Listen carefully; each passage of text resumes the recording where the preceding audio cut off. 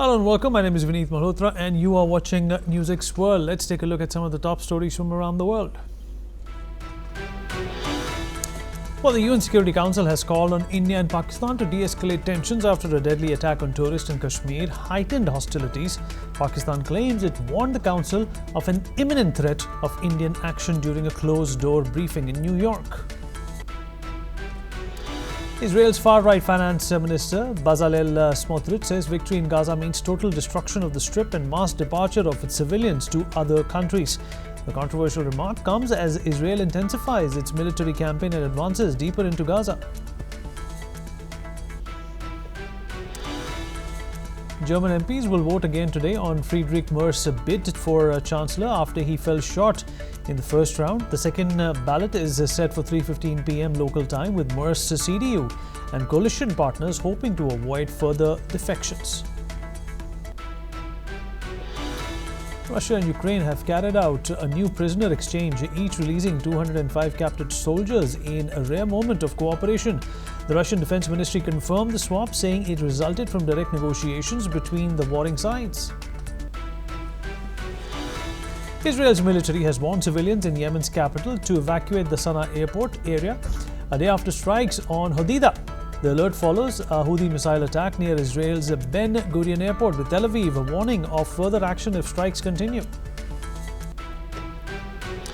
Catholic cardinals have started living in isolation at the Vatican as they prepare to elect a new pope in a secret conclave starting Wednesday. The vote will take place inside the Sistine Chapel, with only cardinals under 80 allowed to choose Pope Francis's successor. A fourth round of nuclear talks between Iran and the US are likely to take place this weekend in Oman, with May 11th tipped as the start date. Iranian state media says that the two-day talks in Muscat could begin Saturday or Sunday. The final timing is still being discussed. Explosions and fires erupted in Port Sudan on Tuesday as drone strikes torched fuel depots and damaged the country's main aid hub. The RSF claimed responsibility for targeting the container terminal in a major escalation of Sudan's wartime crisis. Alright, we're going to start with our top story of the day. Tensions between India and Pakistan continue to escalate following the deadly terror attack in Jammu and Kashmir's Pahalgam that claimed 26 lives. In a telephonic conversation today, the Amir of Qatar, Sheikh Tamim bin Hamad Al Thani, conveyed condolences to Prime Minister Modi and expressed full support for India's fight against terrorism. He also backed India's efforts to bring the perpetrators to justice. Prime Minister Modi thanked the Qatari leader for his message of solidarity. Meanwhile, the United Nations Security Council held a closed-door meeting yesterday at Pakistan's request to discuss the situation. The meeting ended without any statement or resolution or formal outcome. Ahead of the session, the UN Secretary General Antonio Guterres urged both India and Pakistan to avoid military escalation, warning that a war could spiral out of control. He condemned attacks on civilians and offered the UN's support for peace efforts. Meanwhile, at home, India is ramping up preparedness, and the Ministry of Home Affairs has ordered nationwide mock drills to be held on the 7th of May to simulate hostile attack scenarios. On the ground, ceasefire violations by Pakistan have entered the 12th straight day, with shelling reported across multiple sectors along the line of control. The Indian Army is said to have responded proportionately to this provocation. Indian Prime Minister Modi has also held two high-level meetings with National Security Advisor Ajit Doval in the last 48 hours as India is assessing its response to the dastardly terror attack. Joining us to talk more about this is Major General Shashi Asthana, Senior Defence Expert. General Asthana, appreciate you taking out the time and speaking with us. Well, we were talking about push coming to shove. Now that has happened. There are mock drills being scheduled in India to prepare for an eventual conflict between the two nations. The United Nations has only put out a statement which really does not connotate any kind of a meaning, indicating that Pakistan is responsible for terrorism. Even the OIC has put out a statement condemning terrorism but not naming Pakistan. That's exactly the problem that India is fighting. See, we don't expect anything from UNSC because the way it is structured, Pakistan being a temporary member and China being a permanent member. So you do not expect anything that they will condemn Pakistan or name Pakistan, or even they diluted the earlier resolution uh, by eliminating the name of LET, and instead of saying that we should help India, it was changed to the concerned parties and things like that. So that's one part of it. This resolution was at the initiative of Pakistan. They thought that they will be able to gain some ground in the closed door meeting because then they are there. But I am given to understand that they were asked quite tough questions with regard to LET, and they found it very difficult to convince anybody. So therefore, the statement of the UN Secretary General is a general statement, and we should expect that kind of statement from the United Nations and also from the OIC. That I don't think should bother us as far as our determination to bring the perpetrators of this targeted attack to justice is concerned. Now, coming on to this, your second part of the question, that is mock drills. See, it is always good to prepare for the worst, and therefore, while the military and the other agencies, security forces, intelligence agencies are preparing, and diplomats are doing their job, it is also necessary that to reduce the collateral damages and to be able to withstand or minimize our damages in case somebody does an irresponsible act of flying an aircraft or a missile into some residential areas into the hinterland. It is necessary that people should be prepared, and I think I welcome this step because the situation may not come, but then the fact is, if we are prepared, then people will be more confident to handle a situation if it comes, and people will also be the morale will also be high.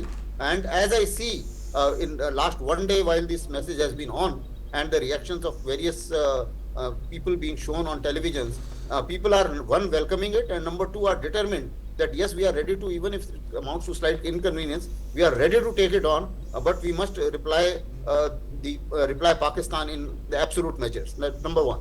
Number two, these things are important for the reason because when there is let's say, the air raid siren, with the air raid siren, you get some kind of warning to get into some kind of underground shelter, or even if you are in a building, collateral damage from the building can damage you more. So therefore, you get out of the building and get onto to the open ground or some kind of ditch that saves you. Similarly, civil defense techniques, we have enough. We have Home Guard, we have a whole lot of other agencies. The NCC is also being activated, and therefore, and we also have a huge community of ex-servicemen who are experienced in handling it. And also, when we are looking at camouflage concealment, not all the aircrafts of Pakistan can strike in dark. So therefore, if the important installations are camouflaged appropriately, they'll find it difficult. Similarly, blackout measures were also used in 71, where you don't let the light come out of your house or cut out the light altogether, depending upon the amount of the kind of warning, right, the reaction time, as well as the place you are located. So all these measures, I think, are welcome, and I am very sure that the country will be better prepared to handle any eventualities in case Pakistan decides to climb the escalation ladder after when the appropriate response is given. General Asthana, appreciate you, in fact, putting things into context for us and our viewers. Thank you so much, sir. All right, moving on. Tensions are once again peaking in the Middle East as Israel's far-right finance minister Bezalel Smotrich declares that a complete victory in Gaza would mean the total destruction of the territory and the mass departure of its civilians to third countries. Speaking at a conference on Jewish settlement, the minister said the following.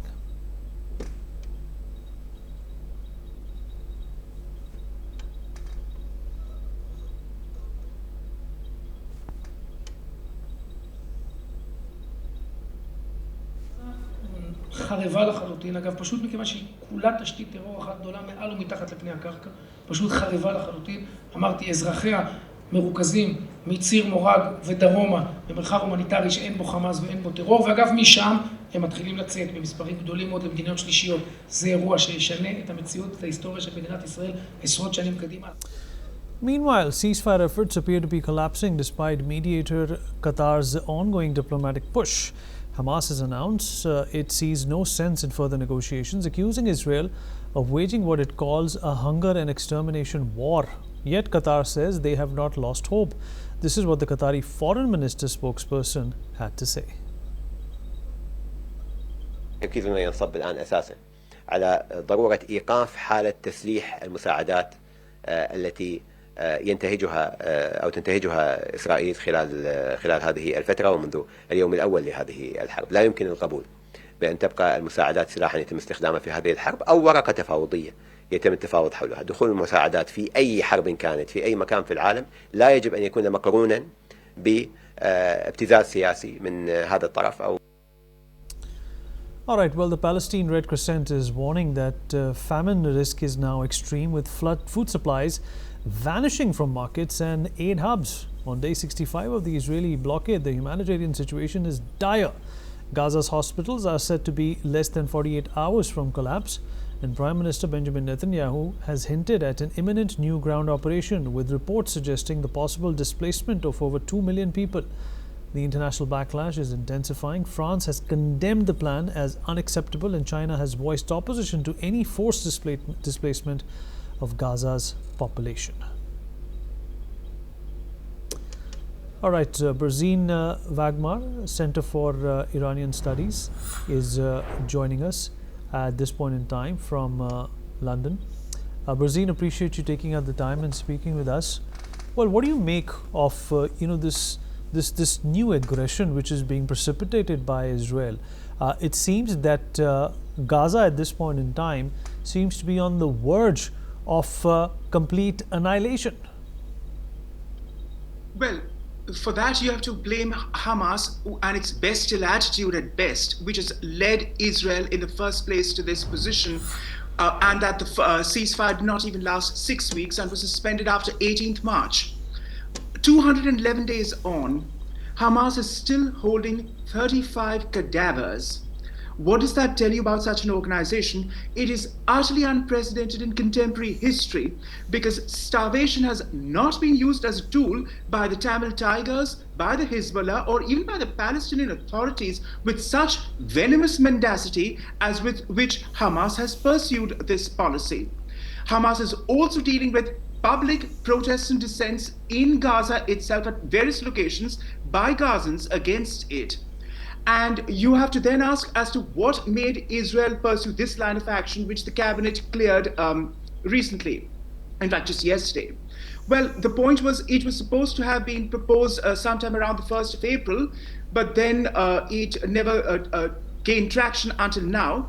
And Lieutenant General Zamir, Chief of Staff of the IDF, has stated on record that would that we were to pursue a permanent no fixed date occupation of the Strip, it could endanger the lives of the remaining hostages, who are allegedly alive, the 24 odd, and that includes about 5 American nationals as well. That has to be factored in, and of course there has been vociferous protests about it by the hostage families and survivors movement. Plus, there has been no question of burnout by IDF troops and the reservists who are now being called up for it.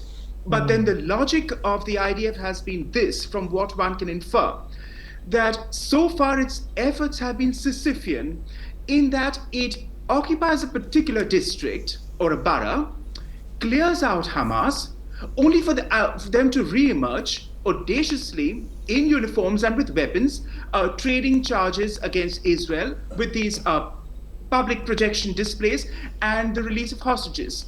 So nothing has been really achieved in that sense, which is why the IDF in the final analysis has now gone in and is stating that they will have to occupy it, which was never their first choice in the first place, mind you. All right, Berzin, stay with us. In fact, more to talk about. The Israeli military has struck Yemen's main airport.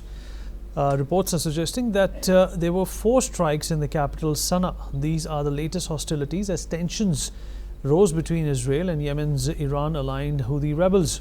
Israel had earlier warned people to leave the area around Sana'a International Airport, one day after Israeli forces carried out airstrikes on the Hodeidah port in Yemen in response to the Houthi missile landing near Israel's main air hub on Sunday. As per reports, the strikes targeted 3 civilian airplanes and the departures hall, the airport runway and a military airbase under Houthi control.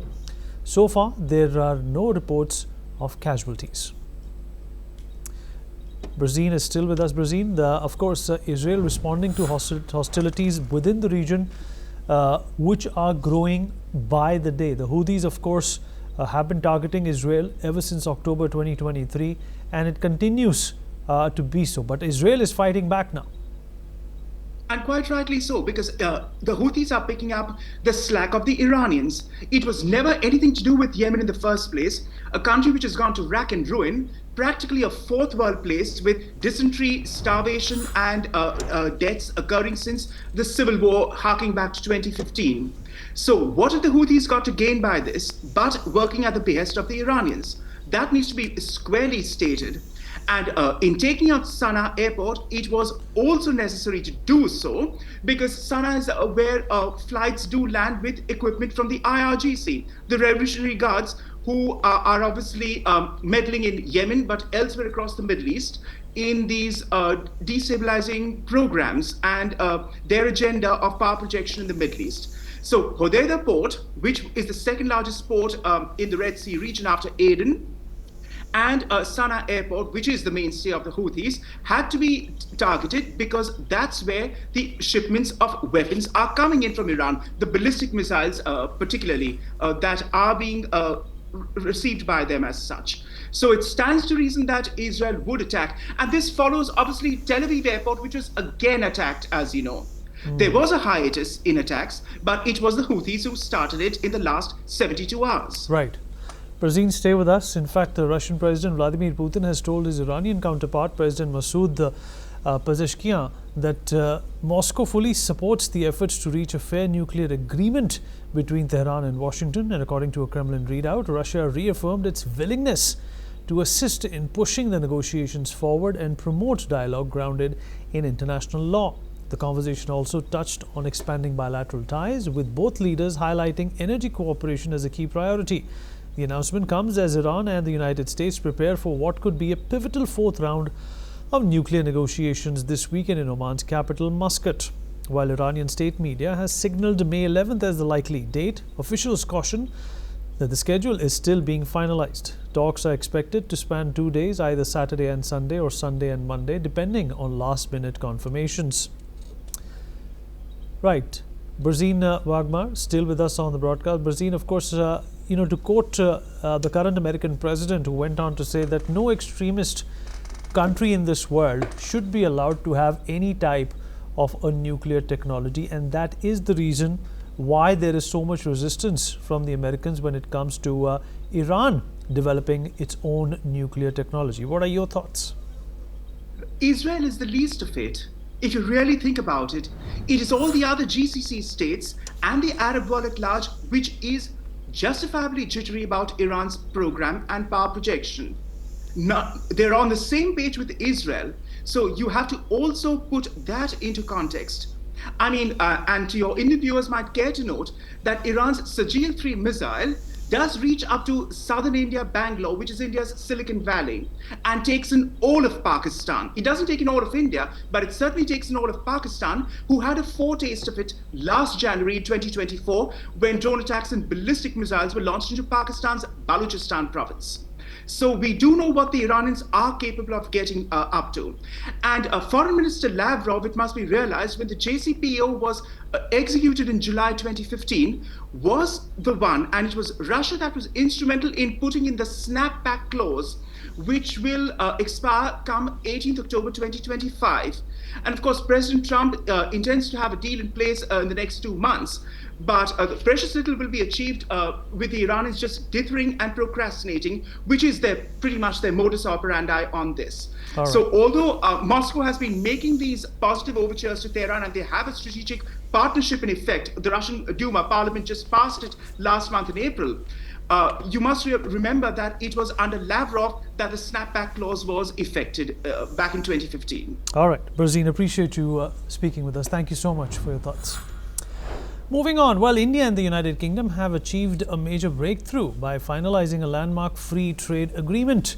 Prime Minister Modi announced the development following talks with his UK counterpart, Prime Minister Keir Starmer, The agreement is being described as both ambitious and mutually rewarding, with the potential to greatly enhance trade, investment and innovation across both economies. Alongside the FTA, the two nations also signed a double contribution convention aimed at simplifying taxation processes and strengthening investor confidence. Well, joining us all the way from London, the United Kingdom, is Mr. Keith Vaz, former UK Minister. Keith, appreciate you being here. Well, the FTA is something that both these countries had been working on for a long time. What does this mean for both the countries? Does this also symbolize that, Indians will have access to cheaper scotch? Good afternoon, Vinette. I'm actually in York, in the north of England, but it's probably sunnier than London. This is an amazing deal. It's something that everyone has been pursuing for a very long time. We thought that this was going to be done by Rishi Sunak when he was Prime Minister. It didn't get through, but here is a multi-billion pound, dollar, rupee deal that's going to transform relations between our two countries. It's obviously been going on for some time, and finally everyone has agreed. The cost of goods will decrease in terms of spirits like whiskey and all these other items that are made in the UK, especially in Scotland. It's going to be cheaper for the Indians to buy it. There are some strings to this, which is that the Indian government is very keen to have visa relaxation. And that means that companies that operate both in the UK and in India are going to be able to transfer staff much easier. It's called intercompany transfers. There was a clampdown under the last government, but this is now changing. And this deal will mean that that's going to be easier. We haven't seen the fine print because it's just been agreed. Piyush Goyal, the Commerce Secretary, was in London last week talking to Johnny Reynolds, our Business Secretary. We didn't know it was quite so close, but as you said, this has been going on for a long time, so it is something to celebrate. If it's been agreed between the two prime ministers, then it's going to happen. And now we need to make sure that the implementation is as smooth as the decision that was made today. And Keith, there have also been hot and cold agreements in terms of immigration and reparations, as well as Indian antiques, that are still in the United Kingdom. Do you think this agreement is also going to soften that stance, and if not, perhaps open up some gateway for a conversation there? Well, part of this is about visa changes, but it deals with corporations rather than individuals. As you know, we have more Indian students in the United Kingdom studying here than any other country in the world. And we need to make sure that that continues. We need to make sure that people can come here and study here as well as come and work here. But also in terms of visitors' visas, that also needs to be made as efficient as possible. I'm afraid the cost of getting a visa to visit the UK on a fast track is absolutely massive. So let's hope in the detail, the Indian government have pointed out that it is disproportionate for Indians to have to pay so much money to come on what is a very short visit to the UK. This is the way that you build up relations over a period of time. So let's look at that detail, because it is important. We need to make sure that it works. But the reason why this has been concluded so quickly is, of course, Donald Trump is putting tariffs on all countries all over the world, India included. Despite the chemistry between Prime Minister Modi and President Trump, there are still going to be tariffs on Indian goods entering the United States. So in a sense, this is saying to the Americans, well, we don't need you. We can conclude our own deals. Yes, you can get Jack Daniels made in Tennessee, but we can do Scotch whiskey in Scotland and have our Scotch whiskey. It's much cheaper. Anyone who's bought a Scotch whiskey in India, not that I'm a whiskey drinker, by the way, you'll find the cost is horrendous. So if this brings it down for the Indian people, that's very good. And similarly, the textiles coming in here, they need to also, we also need to ensure that we can get these textiles, this fantastic goods that India produces, without putting tariffs on them, thus boosting the Indian economy. So every time you hear the word free trade, it's good. And I'm glad this has been concluded. Keith was. Always a pleasure having you. Thank you so much for joining us all the way from York. Thank you. Moving on, well, Merz has been elected as the German Chancellor after the second round of voting earlier today. 69-year-old Merz, who led his Conservative Party to federal election victory in February, won just 310 votes in the Bundestag, 6 short of an absolute majority. Siddharth Mudgal, former candidate, Bundestag election. He's joining us all the way from Munich at this point in time. Well, it's a great day, Siddharth, and obviously it was a close call, but now it seems Mr. Merz is, in the coveted position. Absolutely. Right. Well, what do you make of his victory? How is Germany likely to, in fact, navigate some of the problems that it has been facing in the last few years? Immigration has been a big deal in Germany. And of course, that is one area where citizens have also expressed a lot of concern as to who they choose to run and govern Germany. So I think just to make a couple of comments there, yes, it's unfortunate that Friedrich Merz did not win in the first round today. But as you already know, a couple of minutes ago, 20 minutes, half an hour ago, Friedrich Merz has been announced as the new Chancellor of Germany. The votes went in his favor. I personally think this was more about some dissidents within the own parties, but also the other parties who voted against him. From my perspective, any party should be supporting his candidature because an alternative for Germany is not to be seen right now, right? And Friedrich Merz has come up with a fantastic plan on what needs to be done for the country. If you look at the ministers which he has nominated in his cabinet, he has made sure, first of all, that there are a lot of female leaders as ministers and very capable leaders.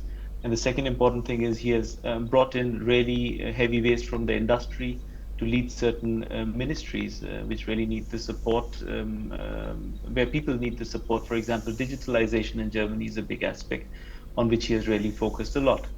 Now, on your question on the migration, I had the opportunity to meet Friedrich Merz, and he also had a public meeting there.